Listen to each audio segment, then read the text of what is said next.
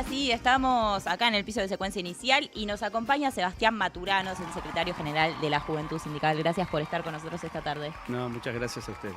Bueno, veníamos hablando un poco del Congreso de la Nación, así que no me voy a alejar mucho de ese tema. Te quería preguntar si tenías alguna opinión para arrancar sobre el tema de la democracia sindical, esto que se está planteando desde, el proyecto de Martín Tetaz, que hoy no logró el quórum, pero ¿qué opinás de esto, de aquellos que dicen hay que terminar con las reelecciones indefinidas en los sindicatos?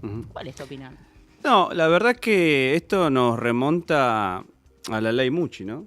En donde también se intentaba limitar las reelecciones, también se le daba participación al 25% de las minorías, y bueno, esto con el concepto que tienen ellos de lo que es libertad sindical. Obviamente en esto hay que preguntarnos, ¿no? ¿Cuántos diputados o senadores o en diferentes organizaciones o instituciones, hasta cuándo vienen reeligiendo siendo diputados, siendo senadores y queriéndonos poner en cuestionamiento a nosotros, en donde nosotros cumplimos con la ley de asociaciones sindicales, que obviamente quiere ser tocada por este gobierno, y bueno, obviamente por los radicales que traicionan también a su tradición, ¿no? Pero bueno, ya estamos acostumbrados y este gobierno creo que los ha potenciado. Entonces es una cuestión más de la que debemos hacer frente. Los sindicatos en unidad debemos hacer frente, así como lo hizo Ubaldini si es necesario, pero tenemos que estar conscientes y de manera unida ante un evento que puedan llegar a ir en contra de la democracia que nosotros manifestamos, obviamente en elecciones totalmente abiertas. Y te pregunto un poco por la situación y por el contexto general, ¿no? Una situación de pulverización total de los salarios, de avasallamiento contra todos los derechos de los trabajadores y las trabajadoras. Hoy a vos te toca un rol muy importante y te quiero consultar también desde ese lugar cuáles son las demandas que escuchás de las compañeras, de los compañeros, cómo estás viendo la situación de hoy. La verdad que lo estamos viendo con una gran preocupación. Y realmente nos estamos enfrentando a un enemigo que creo que en una primera etapa lo subestimamos. Lo que tiene el de loco no lo tiene de boludo, vamos a decir vulgarmente. Sí, claro. Pero yo creo que este gobierno focalizó bien quiénes podrían ser los enemigos. Y dentro de eso estamos los compañeros y compañeras que conforman los diferentes partidos políticos u organizaciones sociales y el sindicalismo y el movimiento obrero. Y creo que ahí es donde focalizó sus primeros adversarios. Y todos estos que te nombré recién, creo que tienen una característica en común, que es la estigmatización y la demonización que ha sufrido en este último tiempo. Ahora bien, yo soy miembro paritario del sindicato Alcoa Conformo, que soy del sindicato de la Fraternidad, y nuestros salarios, desde que asumió este gobierno del 10 de diciembre, ha sufrido una pérdida de poder adquisitivo del 46%. Justamente en estos días estamos recorriendo todas las seccionales, comentándole cuál es la situación, porque siempre yo ingresé a trabajar en el 2008, y la realidad era totalmente diferente. Podríamos tener diferencia con los diferentes gobiernos, pero siempre llegábamos a igualar o a superar la inflación. Y hoy es completamente diferente. Y en donde vemos que la herramienta de ir a un paro o ir a una huelga no tiene sus frutos, como lo tenía con los otros gobiernos, puede ser del tinte popular, del tinte peronista, como le podemos ser.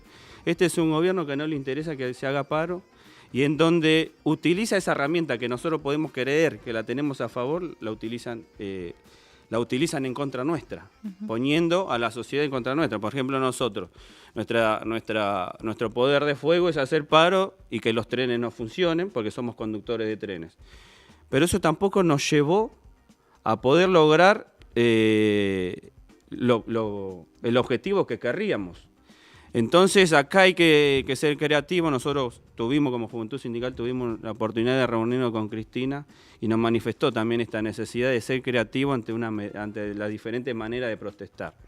Por eso nosotros hemos optado en una negociación anterior de circular a los trenes a 30 kilómetros por hora, de manera que también el compañero o la compañera no sufra la pérdida del presentismo, la pérdida del día, porque todo eso es un trabajo que viene realizando el compañero y la compañera, y después si no obtiene nada en base a ese esfuerzo que hace, también puede jugar en contra.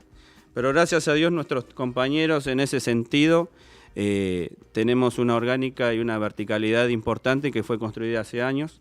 Pero bueno, diferente es lo que pasa en otros sindicatos, en donde también no solamente se vio amenazado la pérdida del poder adquisitivo, sino también la fuente de trabajo. Y ahí recién nombrabas la reunión que tuvieron con Cristina, que había muchos jóvenes sindicalistas. Te quiero preguntar un poco por esa juventud que se agremia, que se junta, que sigue apostando al sindicalismo, que se afilia y que se junta con los compañeros a discutir todos estos temas.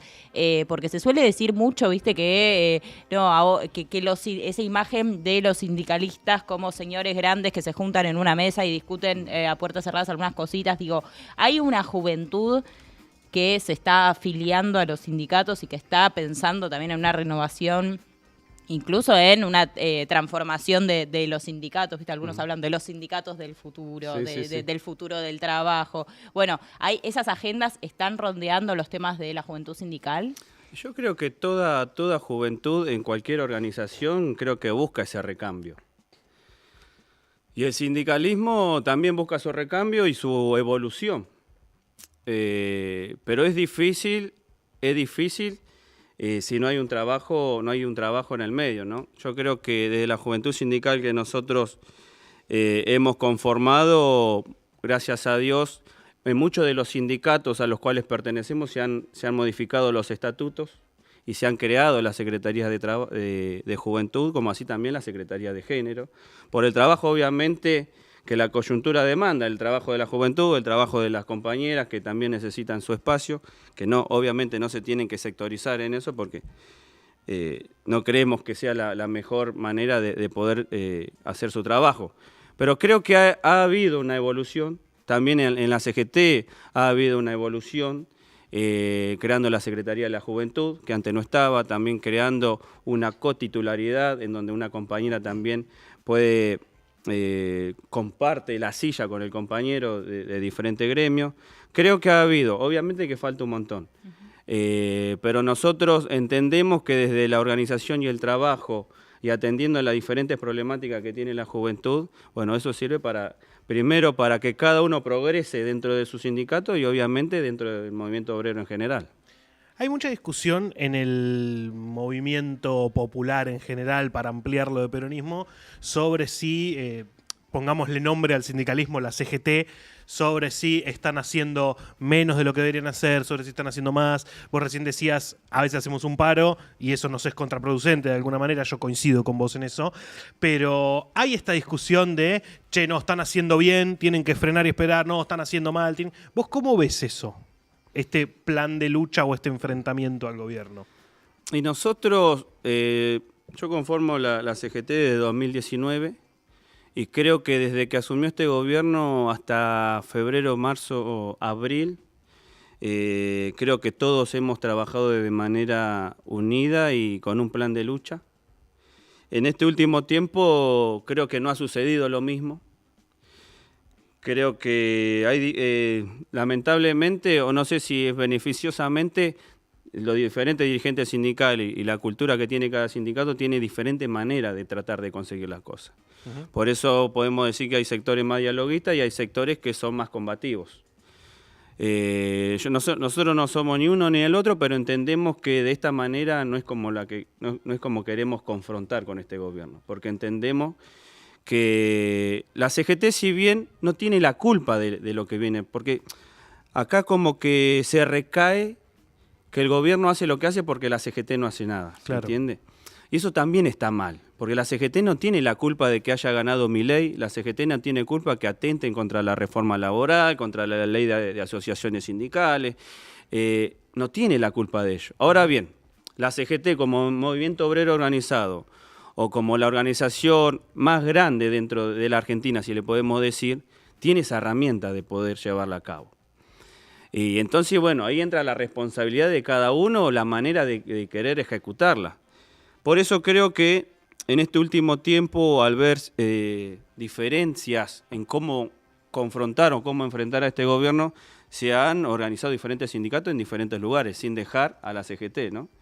Y dentro de eso, del lugar que estamos nosotros, hemos conformado una mesa nacional de transporte, en donde tenemos una actitud más confrontativa y más combativa, porque entendemos que este gobierno realmente al diálogo con el diálogo no se estás de llega. acuerdo con las posturas más dialoguistas. Y no. Pero digo, pienso, por ejemplo, recién nombraste la reforma laboral, ¿no? Sí. Y sí entiendo perfectamente que incluso desde la CGT debe ser muy difícil administrar estas tensiones cuando hay un sector y una sociedad, incluso medios de comunicación, gritándoles paro general, ¿viste? Y digo, yo entiendo las dificultades que puede tener el movimiento obrero para las tensiones. Ahora bien, por ejemplo, con la reforma laboral, ¿crees que que es perjudicial en algún punto sentarse con el gobierno a intentar matizar algunos puntos? No, eso siento que hay que sentarse. Tampoco es cerrar los canales de diálogo. Es como en cualquier discusión paritaria o discusión de condiciones de trabajo. Vos no es que no te sentás para no poder discutir. Vos generás el diálogo constantemente hasta que ves que el diálogo no tiene ningún beneficio ni para una parte ni para la otra. Claro. Esto hoy está sucediendo de esta manera. Por ejemplo, ¿qué sucede con ciertos puntos de la reforma laboral? Yo no comprendo, o los sindicatos que tienen trabajadores y delegados en pymes, que le generen un trabajador independiente que pueda contratar 3 colaboradores. Yo no lo permitiría. Pero bueno, ahí queda en cada sindicato lo que hace. Claro. Yo me puedo solidarizar con los compañeros de los sindicatos que pelean por la cuota solidaria. El sindicato al cual pertenezco tiene el 99,8% de compañeros afiliados sin cuota solidaria. Hay algunos sindicatos que debe ser que no llegan a tener la representatividad esa para tener esa cantidad de afiliados. Pero yo lo acompaño porque si no lo va a estar destruyendo financiera y económicamente. Otra cosa. Perdonan las infracciones y las multas por no tener trabajo registrado. Esto es como perdonarle, no sé, a un ladrón que robó un auto, no, le perdonamos porque tenemos las cárceles llenas, se llenaron de ladrones de auto, entonces los perdonamos. Yo no estoy diciendo que el empresario sea un ladrón, ¿no? Pero que no paga los aportes. Que no paga las aportes, que no paga la multa, que no paga las infracciones, yo no puedo estar de acuerdo con eso. Sí. Yo no puedo estar de acuerdo con eso. Totalmente. ¿Cuánta gente hay que tiene infracción y que realmente están o tiene multa no sé, de tránsito y no les perdonan? Claro. Entonces acá sí entra el Estado, ¿no? El Estado que tanto repudian, o el Estado de que tanto reniegan, o el Estado intervencionista, sí lo utilizan al Estado que recauda. Cuando recauda, el Estado es totalmente importante para intervenir y poder solucionar los problemas tanto del trabajo como del capital, no. Claro. Entonces, es una controversia que plantea este gobierno. Che, el Estado sí, el Estado no. No sirve. Y dentro de otras controversias, pues se viene hablando mucho en estos días de la CGT, sobre todo por la salida de Moyano del triunvirato.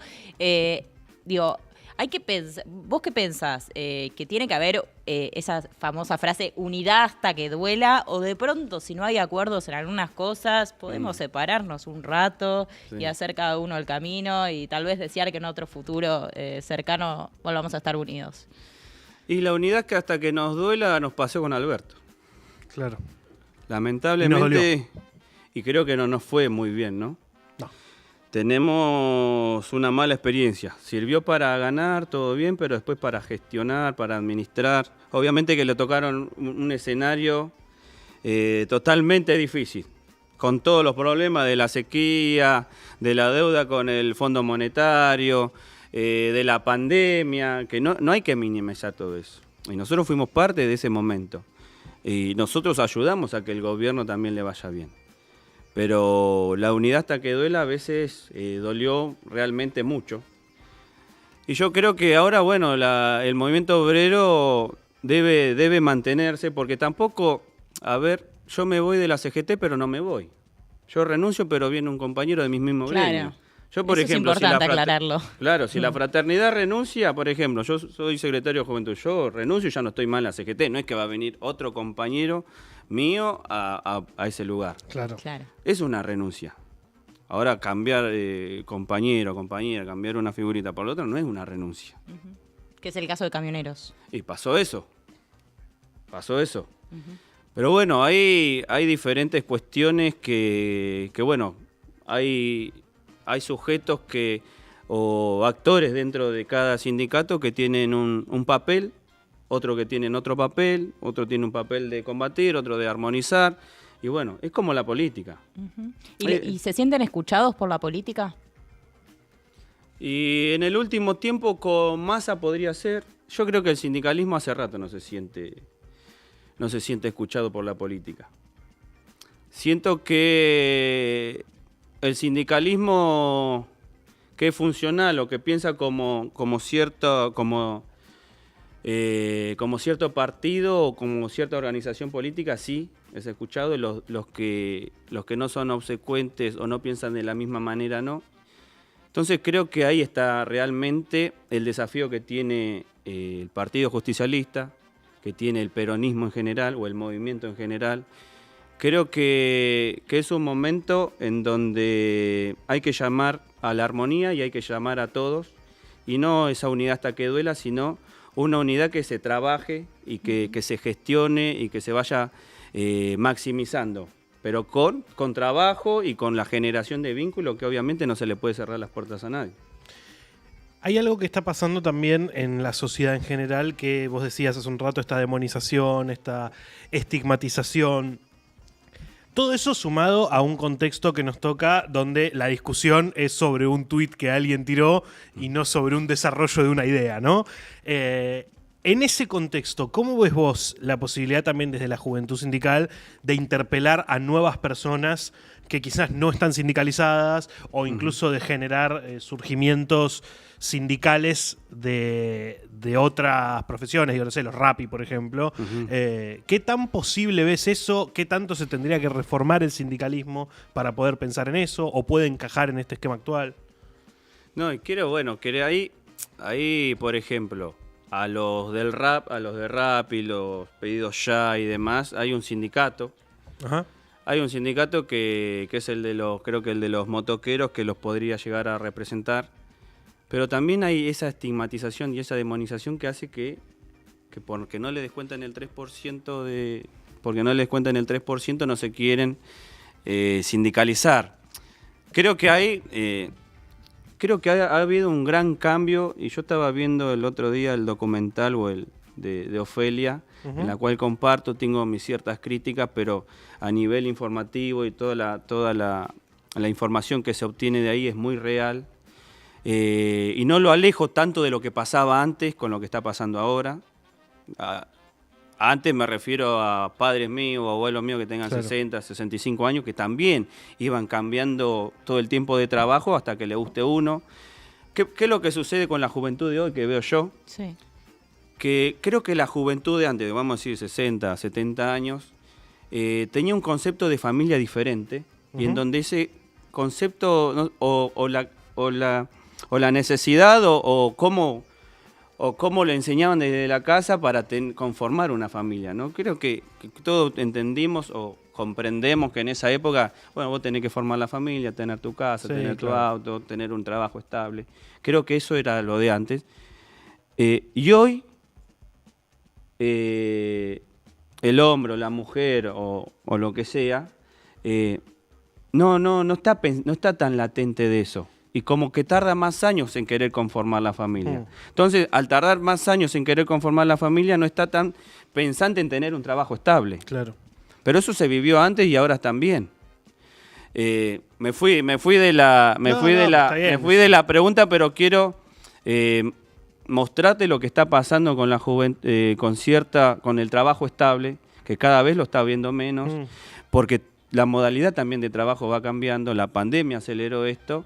Y hoy tu jefe es una aplicación, vamos a hacer el caso de Rappi, el que te premia es una aplicación, el que te sanciona es una aplicación, y el compañero o la compañera, que ese trabajador, elige esa modalidad de trabajo ante cualquiera porque puede administrar sus horarios. Ya ha cambiado eso. Pero bueno, ahí está la habilidad de cada sindicato de poder generar esos canales de comunicación para realmente decirle que no tiene futuro o que no va a tener vacaciones o que no va a tener seguridad social o de la salud o que no va a tener una jubilación, que tiene que hacer aporte a la jubilación. Hay un montón de beneficios que ese compañero que está precarizado que se lo está perdiendo. Pienso que tal vez hoy en día quienes no están tan metidos o tal vez no están afiliados a un sindicato o no tienen sindicalistas cercanos, piensan que, bueno, hoy el sindicalismo únicamente está discutiendo lo salarial, ¿no? Pero si uno se acerca a un sindicato, uno ve que en esos espacios también hay formación sindical, hay un montón de cosas y pienso mucho en esto de la formación, ¿no? Hoy en día... ¿Qué se discute en esos ámbitos? ¿Cómo se hace para formar nuevos cuadros? ¿Cuáles son los desafíos? ¿Cómo ves eso? Yo pienso que también hay una falencia del sindicalismo de no comunicar todo lo que hace. Socialmente, la mayoría de los sindicatos hacen un trabajo fundamental en cada localidad o en cada provincia en la que participa. Y obviamente la capacitación tiene que ver mucho con eso, ¿no? De generar herramientas para que los compañeros y compañeras se afilien. Pero acá hay un gran trabajo que para mí tiene que venir, no ya cuando es trabajador, sino que es cuando sale al mercado laboral. Ustedes fíjense, en las escuelas primarias, en la escuela secundaria, no nos hablan de la mejor época que atravesó Argentina, que fue de 1945 a 1955, no nos hablan de esos derechos, en las facultades tampoco. Si no son por las agrupaciones peronistas que tenemos ahí y que exigen hablar de eso, que dan la discusión de eso, pasa por sobre alto. Yo estuve la semana pasada en el Congreso de la JUP, Sí. que hicieron el Congreso y la asunción de autoridades dentro del Felipe Vallese, para nosotros un honor. Y realmente es donde tiene que comenzar a abrir las puertas de la CGT a todas las organizaciones, obviamente no solamente peronistas, sino a todas, como así también abrimos las puertas a los movimientos sociales. Pero creemos que, yendo a tu pregunta, creemos que para que el sindicalismo tenga su progreso no solamente tiene que ver desde el trabajo nuestro, de la incidencia que podemos tener nosotros, sino también desde la formación inicial, que es la educación primaria, que es la educación secundaria y que es la educación terciaria o universitaria. Creo que ahí hay parte de la historia que se olvidan y esa enseñanza que van teniendo o ese consumo de información que sale más de las redes sociales o del Twitter, como decís vos, creo que tapa toda una gran parte de la historia, obviamente como de 2003 en adelante, que también la tapan. Toda la cantidad de derechos y conquistas que no solamente ha tenido mi sindicato, sino la Argentina en general en su desarrollo federal. Creo que tiene que ver mucho la educación, aunque también lo tiene que hacer el sindicalismo, obviamente. Pienso también en el rol en este gobierno de la Secretaría de Trabajo encabezada por Julio Cordero y te quiero preguntar un poco por el diálogo con la Secretaría de Trabajo, que hoy en día parece algo completamente fumado del mapa político, que supongo que es parte también de la estrategia política, ¿no? Borrar al máximo posible la Secretaría de Trabajo, algo tan importante para los argentinos, para nuestra historia, ni hablar. ¿Qué pasa con ese lugar? ¿Cómo están viendo el vínculo con ese espacio? Ese espacio ya lo redujeron de ministerio a secretaría y ya es un mensaje de lo que le puede interesar a este gobierno el trabajo o los conflictos de trabajo, los conflictos laborales o sindicales. Con este gobierno ha sucedido diferentes cuestiones, por eso es un enemigo diferente al de los 90, un enemigo diferente al del 2015. Al del 2001 también, en donde, por ejemplo, nosotros amenazábamos con hacer un paro, nos aplicaban la conciliación obligatoria. Hoy hay cantidad de sindicatos que no le aplican la conciliación obligatoria. Es como que están esperando la generación de conflicto para exponer a lo que están reclamando. Por eso la metodología que tiene que adoptar cada sindicato primero para obtener un beneficio y después para no ser repudiado por la sociedad. Esta secretaría ha sido minimizada. Acuerdos que vos tenés con diferentes empresas no te lo homologan. Olvídate de comenzar a discutir las condiciones de trabajo, los convenios colectivos vencidos. Entonces, una secretaría que creo que no le ha dado nada al movimiento obrero de lo que está padeciendo. Sí, más bien le cerró las puertas también. Sí, ¿no? Totalmente. Hablará con algunos. Con algunos hablará y negociará, no sé, qué negociará o qué beneficio estaremos obteniendo, eso no lo sé. O yo no conformo la mesa chica de la CGT. Eso lo sabrán otros y seguramente no nosotros, pero yo no veo ningún beneficio, no veo un cambio en la generación de trabajo, veo un país en recesión, veo cada vez más pymes cerradas, lamentablemente veo ya más precarización, más informalidad y obviamente más pobreza. Es a lo que nos está sometiendo este gobierno con la calidad de ajuste y con la política económica de generar el superávit fiscal, lo está sometiendo a la mayoría de los trabajadores a la pobreza. Hablamos de unidad hasta que duela o hasta que no duela o de qué manera puede ser. Hace poco se juntaron con Cristina, o vos te juntaste con Cristina, que es la nueva presidenta del PJ. ¿Cómo fue esa reunión con ella? ¿De qué hablaron? ¿Cómo salió? La verdad que muy bien. Era la primera vez que me reunía con ella. La verdad que me sorprendió.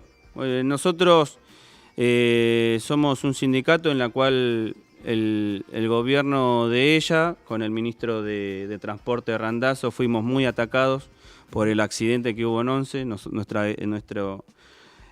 Se focalizó tanto en el trabajo del conductor de tren que, bueno, nos llevó a una distancia importante. Nosotros tuvimos muy buena relación con compañero Néstor Kirchner y después tuvimos una gran distancia con la compañera. Y bueno, después de eso nunca más tuvimos contacto con ella y se pudo dar por el diferente trabajo que viene haciendo la juventud sindical y la necesidad que necesita el peronismo de encontrar a alguien que represente al peronismo. Podemos tener una cantidad de diferencias, pero nosotros, mucho de lo que integramos la juventud sindical, comprendemos que ella, mediante la certidumbre y la armonía que puede llegar a generar ella, puede ser la gran conductora de un movimiento que hoy carece de esa representatividad que necesitamos.Nosotros creo que los argentinos necesitamos siempre tener una figura que nos represente. Yo creo que ella debe generar esa habilidad política que tiene, ¿no?, para conformar y para sumar a todos los diferentes sectores y realmente comenzar a crear un partido justicialista en donde todos y todas podamos compartir, dialogar y obviamente pensar en la Argentina que estamos padeciendo y que queremos revertirla. Estaba pensando recién mientras hablabas en la tragedia de Once, preguntarte si, en tu opinión, hubo de parte de algún sector un aprovechamiento de esta tragedia y que hoy en día además está, tal vez el mismo sector es el que está traccionando e impulsando la privatización de los trenes también, ¿no? ¿Cómo ves eso? No, muy acertada tu pregunta y hacer un paralelismo, ¿no? Hacer un paralelismo con la privatización de los ferrocarriles, porque eso es la privatización de los 90 y la consecuencia del 2011, donde heredaron esas empresas heredaron un ferrocarril a 90 kilómetros por hora, terminaron a 40 kilómetros por hora, donde heredaron 20 formaciones, por darte un ejemplo, terminaron con 10 formaciones, donde tenían 2 frenos cada formación, terminó con una. Ese tren que colisionó con el paragolpes tiene que tener 2 frenos, uno neumático y el otro dinámico, que es por electricidad. No lo tenía, se venía denunciando y todas las formaciones del tren Sarmiento del eléctrico solo funcionaban con un solo freno. la denuncia que habíamos hecho de parte del sector del trabajo de los paragolpes. Los paragolpes son hidráulicos y llevan su mantenimiento. La altura que tienen que tener entre un vagón y el otro. ¿Por qué tienen que tener la misma altura? Para que cuando hay un accidente no se suba uno al otro. Claro, que fue lo que pasó, ¿no? Sí, eso es lo que pasó. Eso es lo que pasó. Que el tren choca el paragolpe, se incrusta con el paragolpe, un golpe seco, no un golpe de rebote. Y la formación, al tener un pedazo de... Porque vos te viene, por ejemplo, una formación es con 6 vagones, por ejemplo, o con 9 vagones, y son generalmente duplas.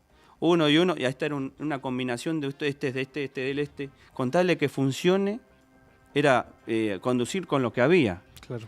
Era lo mismo que les pasaba a los hospitales, que atendían a los enfermos con lo que había que atender, o al docente que tenía la ventana abierta y era invierno y tenía que dar clases igual. Era lo mismo. Eso es lo que pasó, lo que nos pasó a nosotros, con las empresas privadas. Y en el 2003, y a partir del 2003 vimos una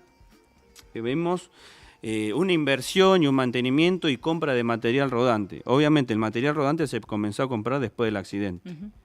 Pero mal o bien hubo una refacción. Hoy vemos que cada vez el mantenimiento de las vías es menor y que los trenes de tener, por ejemplo, en la línea San Martín 25 formaciones, hoy está contando con solamente 9 formaciones en actividad. Cada vez se agolpa más la gente, ahora viene la ola de calor, va a ser peor, más gente desmayada, un colapso en las estaciones cabeceras y en todas las estaciones en general. Bueno, de hecho, ahora que nombrás la línea San Martín, hace poco hubo un casi accidente que estuvieron ahí de que termine en tragedia, ¿no? Ahí en Palermo. Sí. Bueno, ¿qué pasó con eso? Justo hoy lo hablábamos en una asamblea.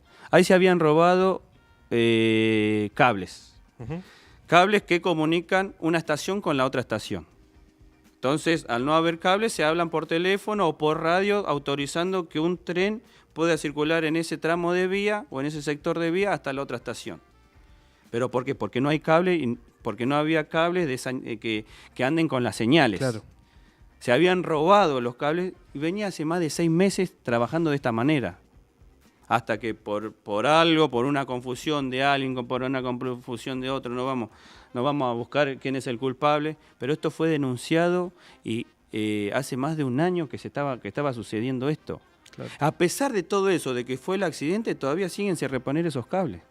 O sea que puede pasar de vuelta en cualquier momento. Es que estás haciendo una crónica anunciada. Sí, totalmente. Digo, si siguen por este camino, lo que puede pasar es eso. Sí, yo pienso que sí, totalmente. Estamos queriendo privatizar todo esto, estamos yendo a la misma, a lo mismo que heredamos de anteriormente.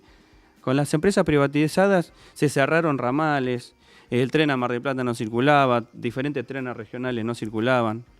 Ellos van a querer hacer lo mismo que quieren hacer con Aerolíneas Argentinas. De la misma manera, solamente volar a los destinos donde hay más turismo, donde hay más confluencia de pasajeros. Acá es lo mismo. Eso van a querer hacer las empresas privadas si se llegan a privatizar estos ferrocarriles. Claro. Sebastián, muchas gracias por esta entrevista, fue súper enriquecedora y creo que tocamos todos los temas. Sí, más Espero o menos, que no te hayas agotado. No, todavía. Me quedé sin agua, ¿no? Bueno, gracias por haber venido. No, gracias a ustedes dos, muy amables. Nos vamos a una pequeña tanda y ya volvemos.